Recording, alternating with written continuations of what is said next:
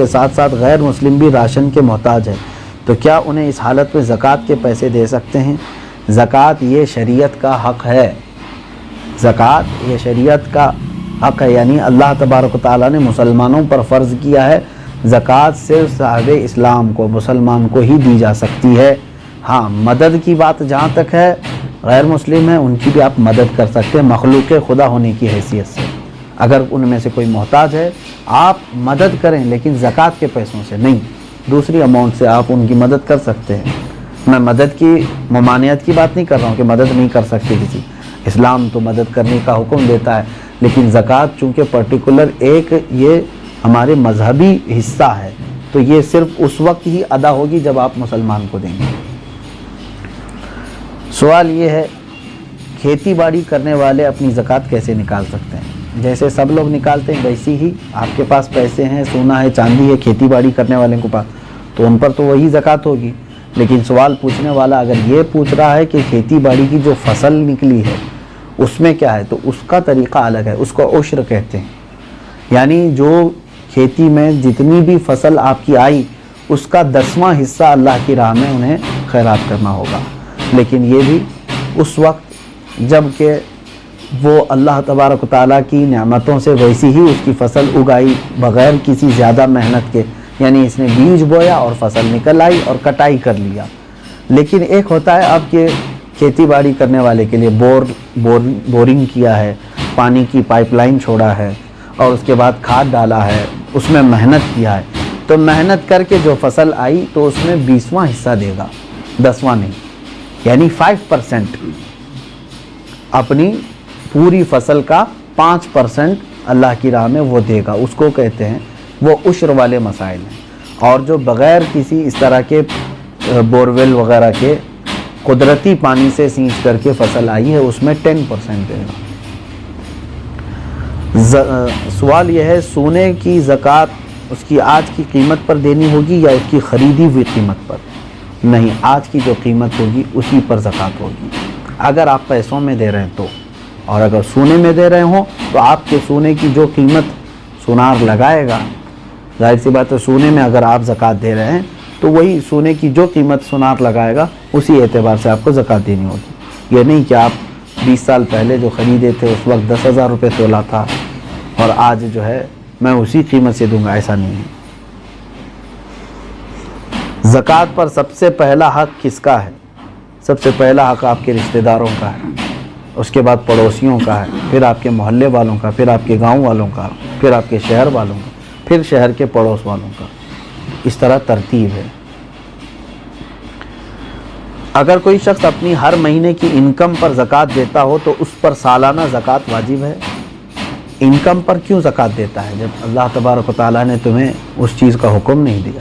جو تم جمع کر کے رکھ رہے ہو، جو سیونگ ہے، اب مثال کے طور پر میں آپ کو بتاؤں، آپ کی سیلری 1 لاکھ ہے منتھلی، آپ جاب کرتے ہیں، 1 لاکھ روپے مہینہ کما رہے ہیں، اب 98,000 آپ کے راشن پانی اور گھر کے خرچوں میں سب چلی جاتی ہے اور بچتے کتنے ہیں؟ 2,000۔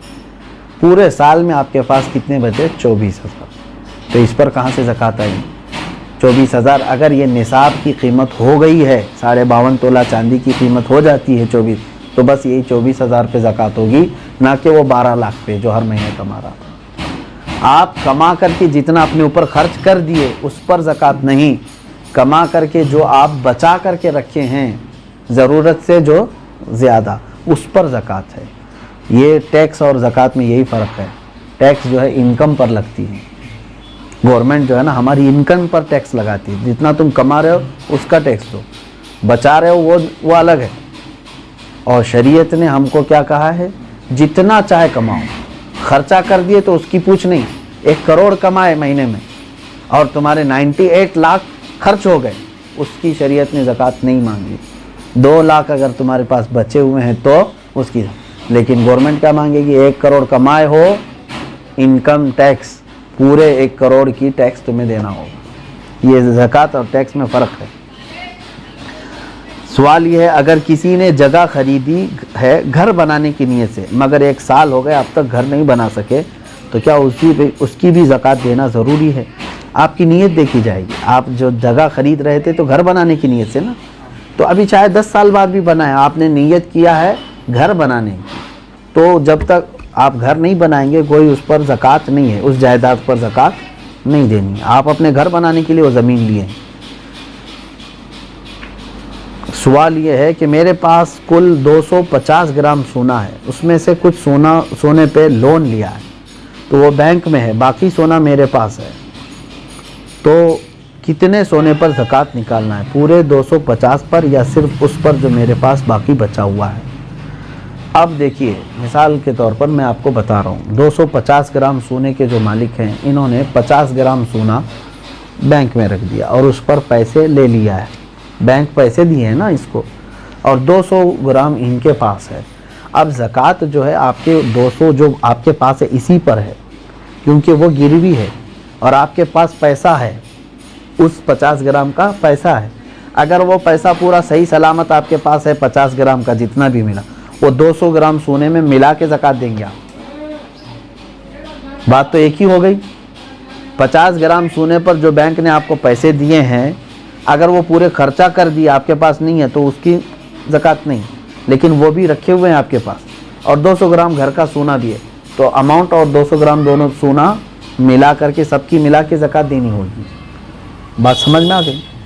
ہاں، اب آپ نے پورے خرچہ کر دیے اور تو بینک میں جو 50 گرام سونا ہے اس کی زکوٰۃ نہیں، جب تک کہ آپ اس کو چھڑا کر کے نہیں لاتے، کیونکہ ابھی آپ فی الحال اس کے مالک نہیں ہیں، کیونکہ اس کے بدلے میں آپ نے پیسے لے لیے۔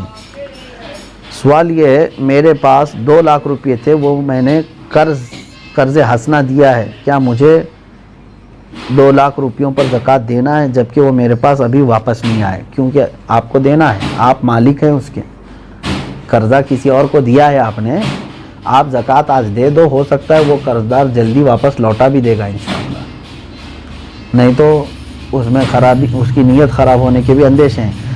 اب یہ ہے کہ آپ کی ہے کہ نہیں وہ رقم آپ کی ہے نا، آج اس کے پاس ہے، ابھی وہ دے نہیں رہا ہے، چلو وہی والا مسئلہ جو پہلے میں نے کہا، 5 سال کے بعد بھی اگر اس نے لوٹایا تو پورے 5 سال کی زکوٰۃ دینی ہے۔ ابھی تو آپ کے لیے ٹھیک ہے، گنجائش، اگر آپ ابھی نہیں دینا چاہ رہے ہیں اس اماؤنٹ کی زکوٰۃ، ٹھیک ہے، آپ کے پاس نہیں ہے وہ 2 لاکھ، لیکن 5 سال کے بعد جب وہ 2 لاکھ واپس آپ کے پاس آ گئے تو پورے 5 سال کی کاؤنٹ کر کے آپ کو زکوٰۃ دینی پڑے گی، کیونکہ آپ اس وقت بھی مالک تھے، آپ بھی مالک تھے۔ اسی لیے ہر سال اگر اس کی نکالتا ہی رہ جائے تو اچھا ہے کہ جس دن وہ آئے گی تو آپ فری رہیں گے، پورے 2 لاکھ روپے آپ کے پاس رہیں گے، ورنہ پھر جب آئے گی 10 سال کے بعد تو زکوٰۃ اس میں پتہ نہیں کتنی بڑھ چکی ہوگی۔